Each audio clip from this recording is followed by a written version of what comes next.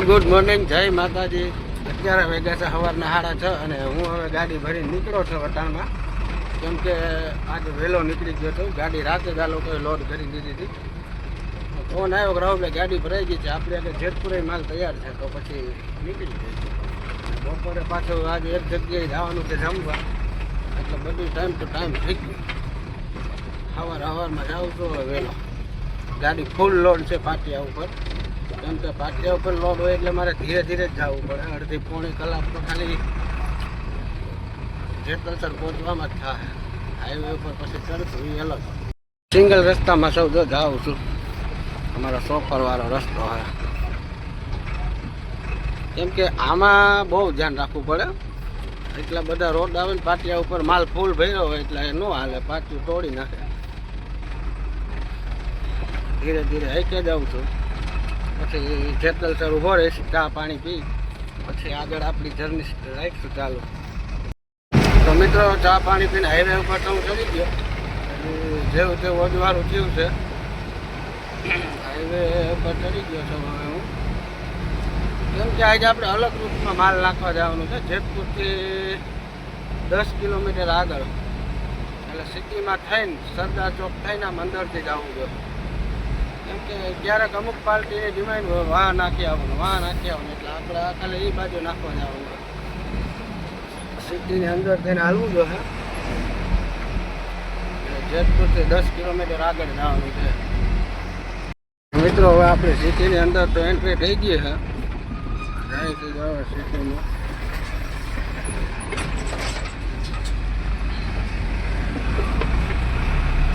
સિટીની અંદર એન્ટ્રી થઈ છે આપણે. અને આ સ્વામિનારાયણ ભગવાનનું મંદિર છે. તો બહુ મોટું છે. જય સ્વામિનારાયણ. હવે આગળ વયા ગયા આપણે સિટીની અંદર. અહીંથી આગળ આવશે હવે સરદાર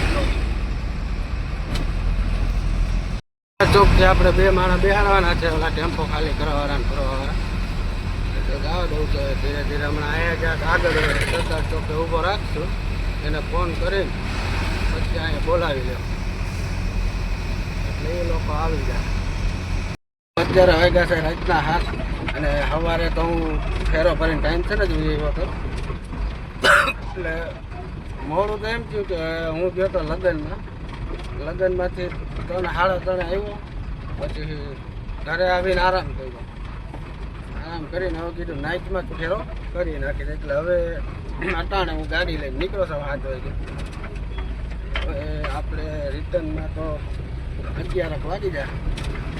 ભલે કાંઈ વાંધો નહીં, પણ આપણે રજા ન રાખવી પડે. અહીંયા લગ્નમાં જવું હોય તો આપણે બીજા ડ્રાઈવરને મારે રાખવો પડે તો 600 રૂપિયા 700 રૂપિયા એને દેવા પડે. આ રીતના પછી મેં સેટિંગ ગોઠવી નાખ્યું એટલે એને પૈસા દેવા ન પડે. અને મારું રસ્તો રડી જાય. અહીં જે મોડું થાય હું ભલે 12-1 વાગી જતો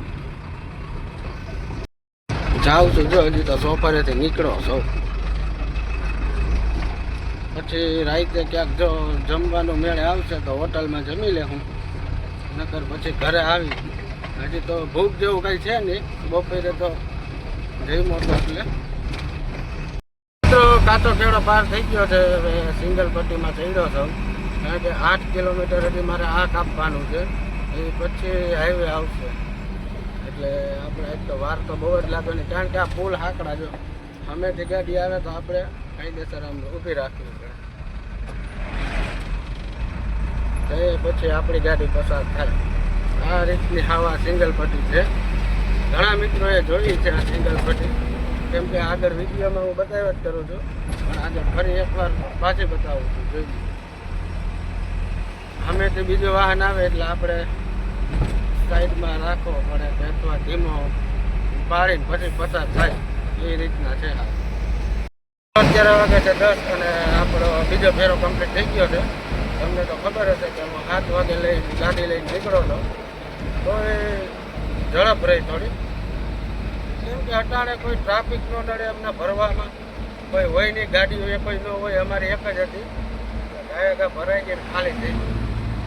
હવે જાઉં છું ઘર બાજુ. હવે કાલે સવારનો તો પ્લાન કંઈક અલગ જ છે. કેમ કે સોફર છે બંધ, એટલે લગભગ તમારે કાલે રજા રહે. હોય છે એકાદો ફેરો હોય છે તો બસનો, નગર પછી રજા. જાઉં છું જો હાઈવે ઉપર. પછી હાઈવેથી આપણે ગાડી અડધી પોણી કલાક આખશું થઈ આપણા ગામનો રસ્તો આવશે. પછી તો આપણે સિંગલ પટ્ટીમાં ચડી જાવ. સિંગલ પટ્ટી આવશે એટલે આના કરતાં જાડી વાર લાગે એમાં. કેમ કે ધીરે ધીરે હાંકવી પડે ગાડીને, હાઈવે ઉપર તો ખાયા હાલે.